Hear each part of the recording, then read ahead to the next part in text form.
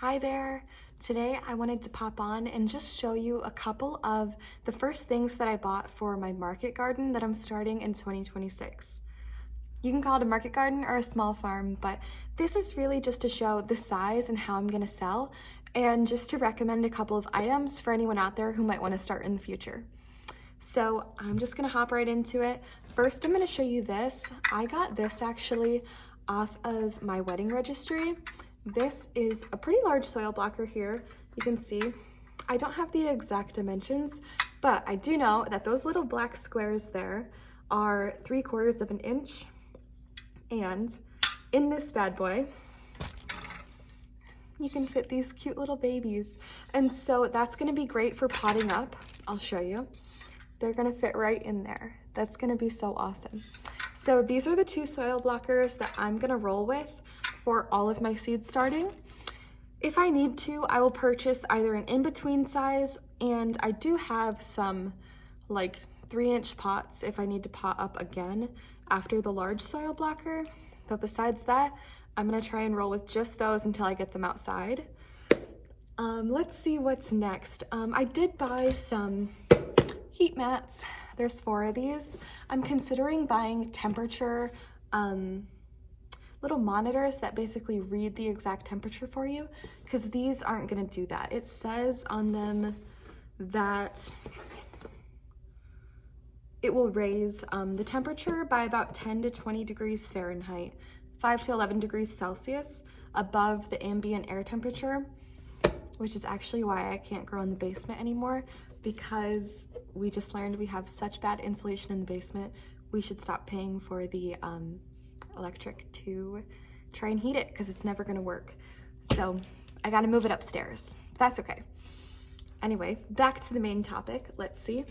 I bought these. This was my very first purchase just because I was excited to get some new tools, new hand tools, which are gonna be so useful for market gardening, especially on my first small scale of about 2,500 square feet, because I don't really need any major equipment, many big tools at all. I do have 3 big tools that I want to show you, but that will be a separate video. I don't have them all here at the house, but I do have 2 in my possession, more like at my parents' house. So besides that though, this is just full of like hand tools, right? So all kinds of random little hand tools. I got these on Amazon. There's like a little spray bottle, and I'm keeping some extra snips in here as well.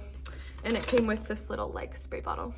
So just some basic hand tools, and I liked the bag that I would actually have something to keep them in, because I never had that. I would just buy the little like $1 ones from the dollar store, you know, the little pink, purple, or blue ones, and now I have a little kit, which is fun, and it feels a little bit fancy to me. Oh, and besides that, I did get this for seed starting. This is inoculant, and this is really good for root growth for plants, and I'm gonna be using this along with the soil blocks to try and promote super healthy roots for my plants. So that does it, because it has certain amounts of mycorrhizal fungi, and they form, I'll just read it to you because I mean, how will I say it better? Mycorrhizal fungi form a symbiotic bond with plant roots, creating a microbial web. And this basically aids in vital nutrients getting into the plant. So that is so awesome. And this is a concentrate, so you water it down certain amounts. And it tells you all on the back. So I got this. I watched a video by, I believe her name is Bree, but I don't remember her channel name.